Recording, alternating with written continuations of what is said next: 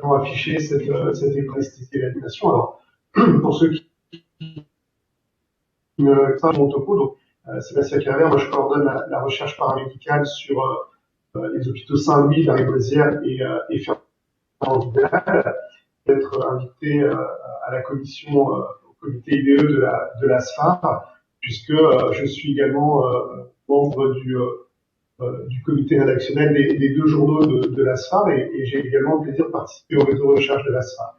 Alors, cette recherche paramédicale qui est quelque chose qui est assez émergent en France, c'est quelque chose d'assez important, hein, qu'on va commencer peut-être par définir pour le coup, puisque cette recherche, si je reprends la recherche en règle générale, hein, pas forcément une recherche fondamentale ou une recherche médicale, si je prends la recherche en règle générale, la recherche c'est quelque chose qu'on pourrait définir, si je prenais une définition très stricte de cette recherche scientifique, c'est effectuer une étude méthodique, j'insiste bien sur le terme de la méthode, hein, afin de prouver une hypothèse. Il faut toujours garder ça en tête. Il y a cette notion sur la recherche de cette hypothèse qu'on vient ou non invalider. Donc on vient prouver une hypothèse ou répondre à une question précise. D'accord ? Et le but de ces recherches, le but de toutes ces démarches expérimentales, c'est effectivement de trouver une réponse définitive à cette hypothèse ou à cette question qu'on se pose dans le cadre d'une recherche. Donc la recherche, elle doit être systématique et suivre une série d'étapes dans un protocole standard et rigide. Donc vous avez vu avec la présentation de Serge Bureau, il y a cette notion d'étapes et de protocole avec ce cadre réglementaire, mais viendront s'ajouter également des contraintes méthodologiques, des contraintes éthiques, qui vont faire qu'effectivement, une recherche, ça s'inscrit dans quelque chose d'extrêmement standardisé et d'extrêmement régi par des étapes et par un protocole. Dans le discours de la méthode, hein, Descartes disait déjà que il fallait effectivement avancer pas à pas, valider les étapes une à une pour effectivement aboutir à la réponse à une question de recherche. Et dans également ces notions de méthode, il y a toute la notion de méthode scientifique, la méthode qui nous permet d'élaborer un processus de recherche, mais il y a également la méthode de lecture et la méthode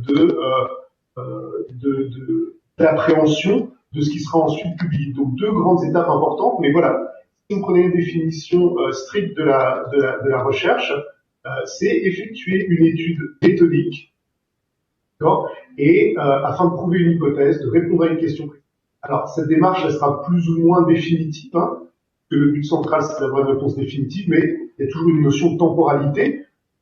En fin de recherche, vous allez apporter effectivement une réponse qui sera définitive, mais cette réponse sera ensuite peut-être challengée par de nouvelles études. Elle sera définitive dans une certaine temporalité, puisque d'autres publications, d'autres articles vont peut-être venir contredire ou peut-être venir effectivement conforter ce que vous aurez trouvé. Donc le côté définitif sera assez aléatoire en fonction des typologies de recherche.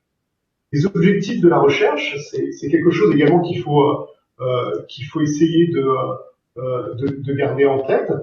Les objectifs de cette recherche, les recherches sont là pour expliquer, observer, déterminer les causes et voir. Très régulièrement, lorsque on vient lire les études, lorsqu'on vient lire des protocoles de recherche, un des premiers objectifs, c'est effectivement d'expliquer. Et je pense notamment aux recherches fondamentales, hein, qui viennent chercher des explications la plupart du temps biologiques ou chercher des explications très explicatives, très simples d'un phénomène qu'on souhaite étudier. On va ensuite passer sur des phases qui seront beaucoup plus observationnelles. On va venir décrire un phénomène dans une population, on va venir observer ce phénomène et du coup, on va venir effectivement peut-être lui donner une dimension à plus grande échelle pour pouvoir l'expliciter. Ensuite, on passera la plupart du temps sur d'autres objectifs que sont les causes. Et vous connaissez aussi bien que moi ces grandes études de cohorte, hein, qui viennent déterminer des facteurs de risque, qui viennent déterminer effectivement des facteurs qui pourraient expliquer la survenue ou non de certaines pathologies. Et donc, toutes ces grandes études de cohorte, ces grandes études cas témoins sont vraiment là pour déterminer des causes. Il y a d'autres objectifs en recherche qu'on a souvent tendance à oublier. Ce sont tous les objectifs qui visent à prévoir et qui vise à élaborer des modèles qui vont prédire la survenue de certaines pathologies ou qui vont prédire l'évolution de certaines pathologies. Quand vous l'avez vu ces derniers mois, hein, tous ces modèles mathématiques qui permettent de prévoir l'évolution de l'épidémie de Covid. On le voit aussi sur les grandes campagnes de suivi de la grippe, de la gastro. Voilà, il y a toutes ces grandes notions de prévision et de modélisation qui permettent à nos instances effectivement de venir anticiper. Je pense à tous ces grands plans cancer, etc., qui viennent effectivement plus en anticipation pour la survenue de certaines pathologies. Alors, l'intérêt de faire de la recherche clinique, mais le questionnement qui amène à faire de la recherche clinique, il y a un questionnement qui est extrêmement important, c'est effectivement faire évoluer la prise en charge des patients. Et faire évoluer cette prise en charge des patients, c'est vraiment quelque chose de primordial.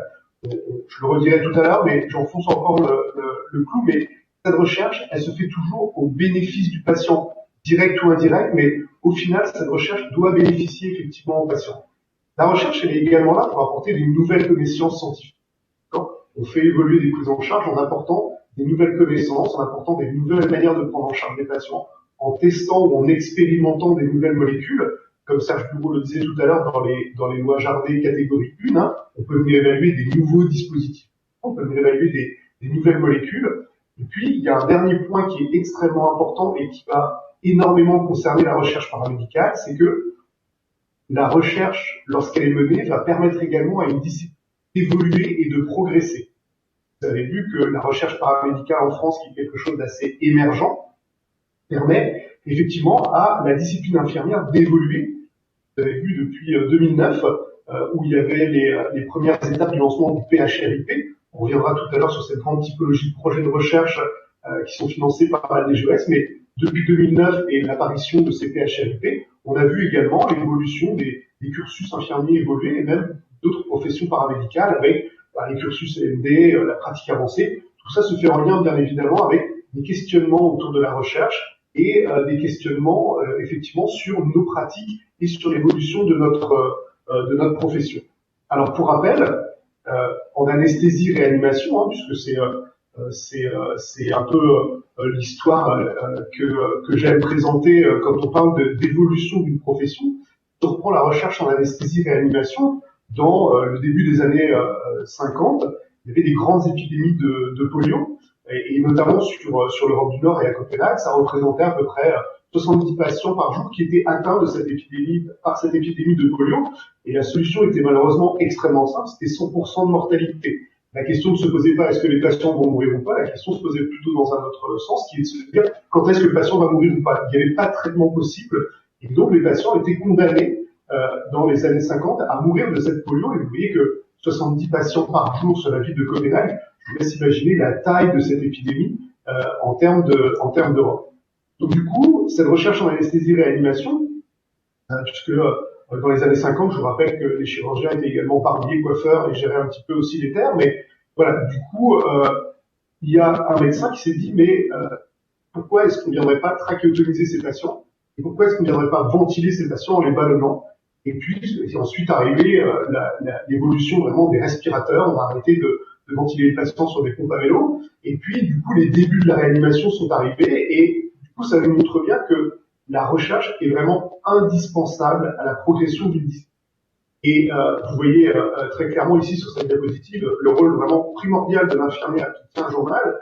Mais l'image est peut-être pas une grande mise en valeur de la recherche paramédicale, mais d'autres personnes sont ensuite venues s'emparer également de cette recherche paramédicale, et je pense notamment à des personnes comme Florence Nightingale. Alors, on peut se dire la recherche paramédicale, c'est quelque chose qui a 10, 15 ans, 20 ans, mais bien avant ça, hein, on est fin 1800, début 1900, Florence Nightingale, c'est une des infirmières qui a effectivement le plus mis en valeur cette recherche paramédicale. Alors, on se remet dans le contexte, évidemment, de l'Angleterre victorienne, avec des mœurs parfaitement différentes de l'époque dans laquelle nous vivons actuellement, mais Florence Nightingale, donc infirmière et extrêmement intéressée par la biostatistique et l'épidémiologie clinique. Vous voyez ici son recueil le plus connu qui s'appelle Notes on Nursing, que je vous recommande en lecture bien évidemment, mais qui reste quelque chose d'assez condensé à lire. Donc dans cette époque, Elle était infirmière et elle a notamment beaucoup travaillé en hospitalier et sur des terrains de guerre comme la guerre de Crimée. Et elle a beaucoup travaillé notamment sur tout ce qui était facteurs environnementaux, avec la qualité de l'air, la qualité de l'eau, la qualité des soins, la prise en charge de la douleur, le lavage des mains.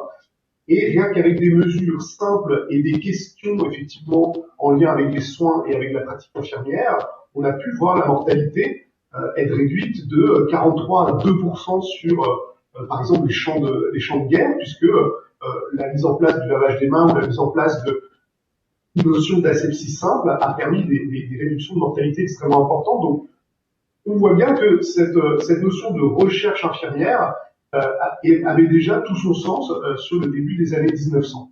Alors, la recherche paramédicale, je donne une plus grande dimension, hein, je ne m'attache pas qu'à la recherche infirmière, mais cette recherche paramédicale, elle a effectivement plusieurs intérêts. Elle est vraiment indispensable, comme je l'ai déjà dit, pour générer des nouveaux savoirs. Elle est là pour fournir des nouvelles preuves et elle est également là pour évaluer les pratiques et évaluer les soins qu'on est déjà capable de dispenser. C'est extrêmement important de se dire que quand on a déjà mis en place des soins, on a déjà mis en place des procédures, des protocoles de soins, il est extrêmement important de les évaluer et de venir remettre en question nos pratiques. Donc il y a effectivement ce côté d'évaluation des pratiques, mais il y a également ce côté d'évaluation du soin, en plus du fait de générer des nouveaux savoirs. Donc cette recherche paramédicale, elle est là pour fournir des preuves, et des preuves, j'entends par là des preuves scientifiques, qui vont servir de référence pour plusieurs choses. Pas pour la pratique, pour le soin, mais également pour la formation, pour la recherche et également pour la gestion dans le domaine du soin. On n'oublie pas qu'un des grands terrains de recherche dans la recherche paramédicale reste aussi la recherche en management, qui est souvent quelque chose de moins mis en valeur que les recherches dites beaucoup plus cliniques. Alors, la recherche paramédicale, elle est là pour dégager effectivement des nouveaux savoirs, mais le fait de mener ces recherches qui restent par définition, surtout quand vous êtes dans les recherches interventionnelles avec des risques et contraintes cliniques, ça reste par définition des expérimentations sur le patient et en tout cas sur l'être humain. Comme on l'a vu tout à l'heure dans le cadre de la loi Jardé, on est sur de l'expérimentation sur l'être humain. Alors donc, effectivement, la recherche va permettre de dégager des nouveaux savoirs, mais toujours au bénéfice du patient, d'accord, au bénéfice des proches ou de la famille, mais également de certaines communautés. Et cette recherche paramédicale, elle va englober tous les aspects des questions de santé qui revêtent un intérêt pour le soin. Ça peut être de la promotion de la santé, ça peut être de la prévention des maladies, ça peut être du soin aux individus de tous âges, pendant les phases aiguës ou les phases chroniques des pathologies, durant effectivement la rééducation ou lors de l'accompagnement des patients vers la fin de vie. Et ces recherches se font toujours au bénéfice du patient ou de ses proches. La science sans conscience n'est que ruine de l'âme, hein, donc ces recherches doivent vraiment avoir toujours cette notion d'intérêt pour le patient. Elles ne doivent pas servir des intérêts seulement individuels ou des intérêts seulement pour une profession. Donc la recherche paramédicale, elle va permettre d'améliorer les résultats en matière de santé en faisant avancer les savoirs. D'accord ? Ça, c'est ce qu'on a dit en venant générer des nouvelles données. D'accord ? On va générer des nouvelles connaissances et donc on va faire avancer les savoirs, mais également la pratique dans le domaine du soin. Et c'est quelque chose d'extrêmement important. Je prends le soin dans sa globalité. Beaucoup d'intervenants en santé, que ce soit les médecins, les infirmières, les kinés, les diètes, etc. Beaucoup de personnes travaillent dans ce domaine du soin et travaillent effectivement dans la pratique du soin.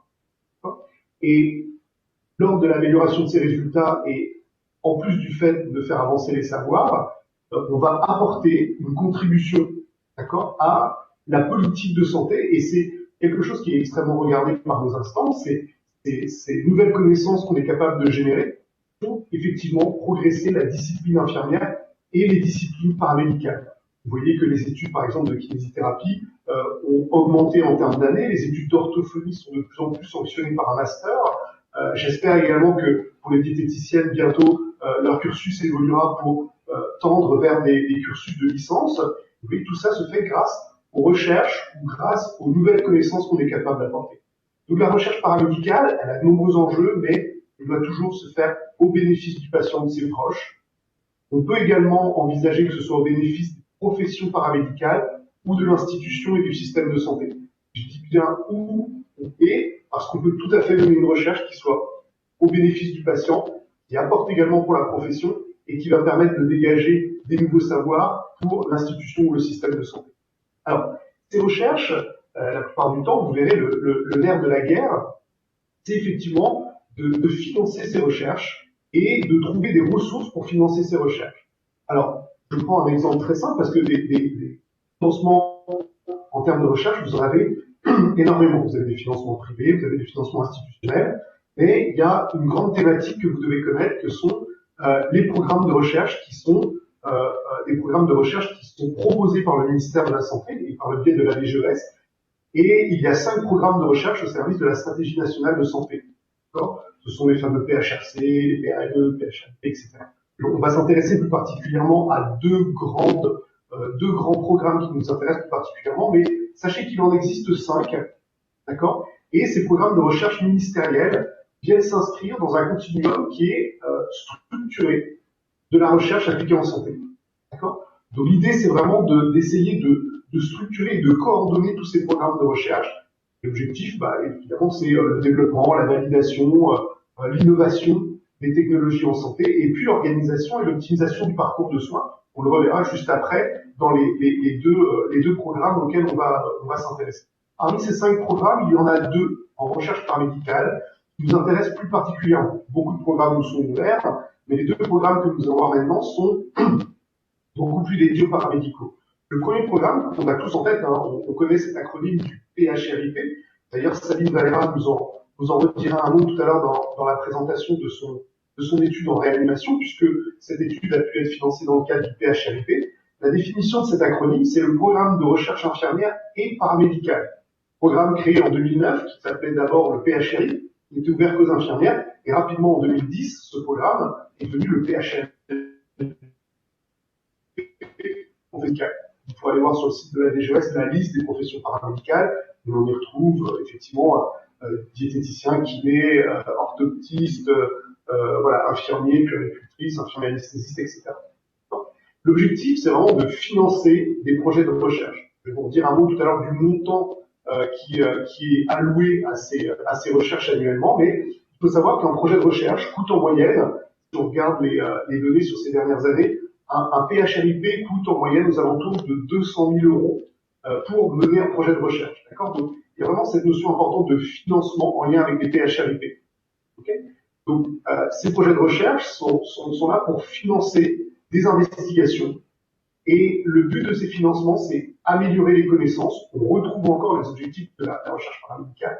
Améliorer les connaissances sur des questions importantes pour les soins réalisés par ce qui est défini dans le texte de loi comme les auxiliaires médicaux, c'est-à-dire les professions paramédicales. La notion de soins, dans le cadre de ces appels à projets, c'est la notion de soins qui est la plus large possible.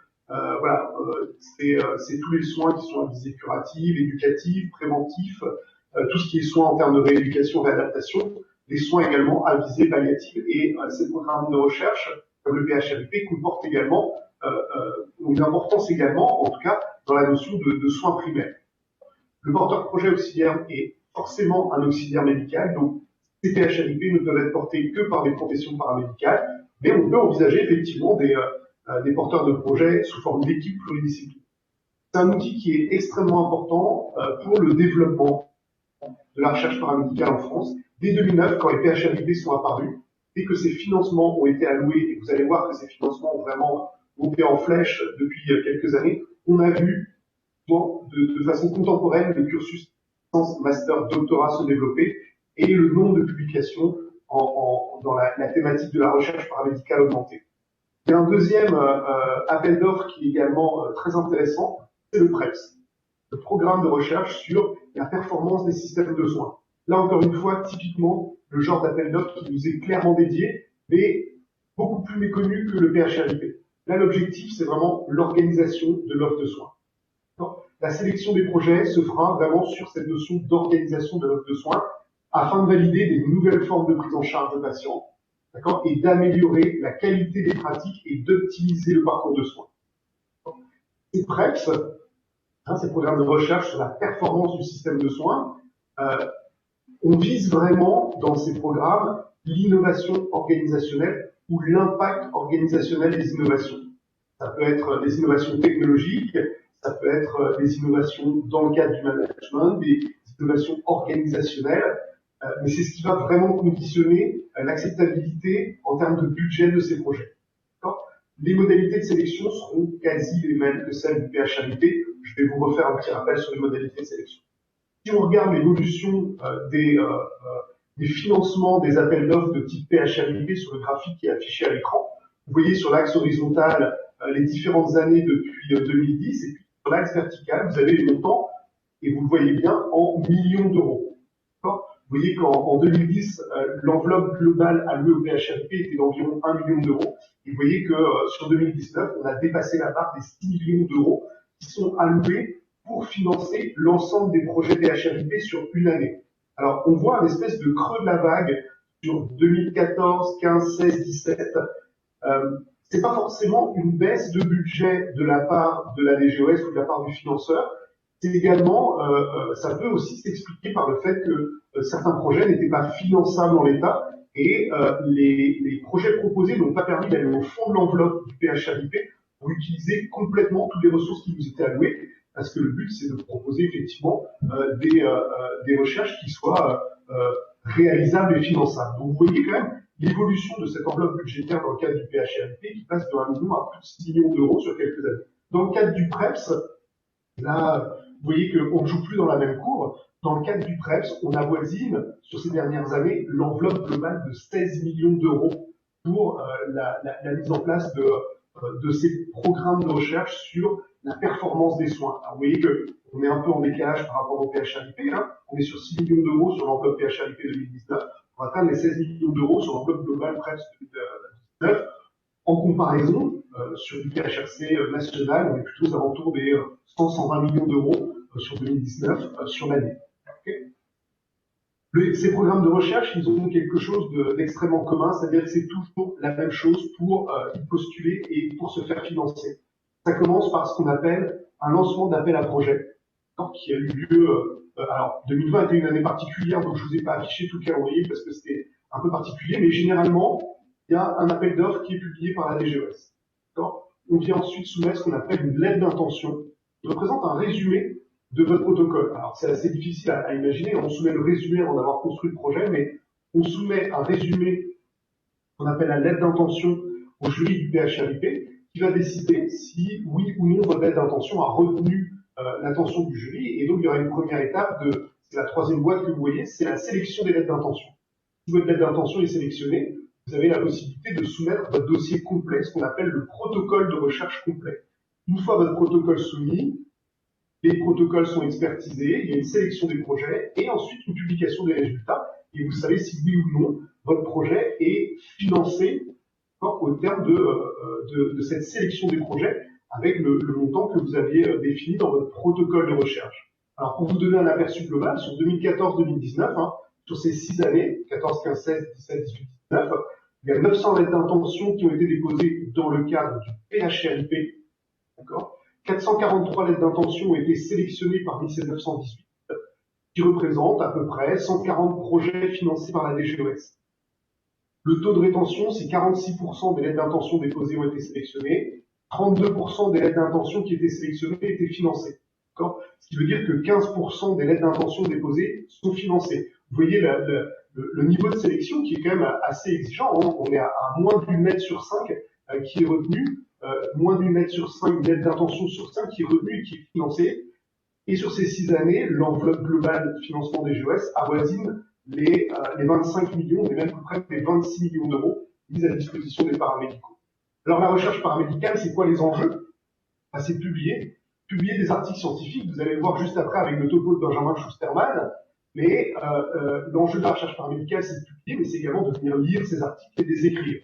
Vous allez tout comprendre et tout savoir sur comment j'écris un abstract, comment j'écris un article en quelques minutes, mais voilà, pourquoi publier ces résultats? C'est la grande finalité de toutes ces recherches paramédicales. C'est pour enrichir les connaissances dans le domaine, c'est pour également diffuser son travail, se faire connaître comme un expert auprès de sa communauté et pouvoir effectuer des soins qui soient basés sur les résultats. Et cette notion de soins basés sur les résultats, elle est extrêmement importante, d'accord ? là, je vous ai remis dans cette diapositive les deux journaux de la SPAR. Hein. Vous savez que la SPAR a deux journaux. Il y a ACTPM, Anesthesia Critical Care and Pain Medicine, qui est le journal anglophone de la SPAR, mais il y a également un versant francophone qui s'appelle ANREA, Anesthésie et Réanimation, deux journaux dans lesquels vous pouvez publier vos recherches. D'accord? Donc, pouvoir effectuer des soins basés sur des résultats probants, c'est extrêmement important parce que c'est à partir de ces soins basés sur des résultats probants qu'on va élaborer le concept d'evidence-based nursing. L'evidence-based nursing, ce sont les soins infirmiers fondés sur des données probantes. Et vous voyez ici dans ce petit diagramme que la décision clinique, elle peut se faire dans le cadre de l'evidence-based nursing quand on vient mettre trois grands aspects dans la balance: votre expertise clinique, les données probantes qui sont publiées, ce qu'on appelle les données de la recherche, et effectivement les préférences du patient. Et quand on met dans la balance ces trois grandes entités, on prend une décision clinique basée effectivement sur les preuves et qui permet d'augmenter la qualité des soins infirmiers, puisqu'on tient compte non plus seulement d'une expertise clinique, mais également de résultats de recherche qui ont été publiés. Alors publier, c'est un grand enjeu dans la recherche paramédicale, mais je vous ai mis ici le cursus un petit peu pour publier un article. Vous voyez que entre le début du projet et le fait de publier, lorsqu'on a la base de données et qu'on souhaite publier, il peut parfois s'écouler un an, voire plus, hein, parce qu'il faut choisir les auteurs, faut choisir la revue, rédiger l'article, le soumettre, le corriger, le publier. D'accord? Donc c'est un vrai travail. Vous allez le voir tout à l'heure dans la présentation de Benjamin, mais c'est effectivement des formations qui pourraient être proposées pour améliorer la qualité des articles et la facilité à écrire. Et même quand on a écrit son article et qu'on le propose, je vous ai mis ici un petit schéma, quand on soumet à un journal, on peut être rejeté. C'est le premier étage de la fusée qui est juste ici. On peut proposer son article à un journal, l'éditeur n'est pas forcément intéressé, mais on peut être retenu et on passe par un système de reviewing. Et le système de reviewing, qui est une évaluation par des experts de votre article, peut tout à fait dire je rejette l'article ou effectivement je l'accepte. Mais voilà, ce processus d'acceptation d'un article dans un journal est un processus qui est long. Il ne faut pas se décourager. C'est quelque chose d'assez complexe, mais c'est vraiment extrêmement important et c'est un enjeu majeur de la recherche paramédicale, puisque le fait de publier permet de la rendre visible et permet effectivement également de pouvoir baser notre pratique sur les preuves. Je vous remercie beaucoup pour cette attention que vous avez portée à ce topo et pour l'invitation de la SPAR à communiquer à ce webinaire. Si vous avez des questions, encore une fois, n'hésitez pas à les faire remonter sur le fil de la SPAR et elles nous parviendront avec grand plaisir.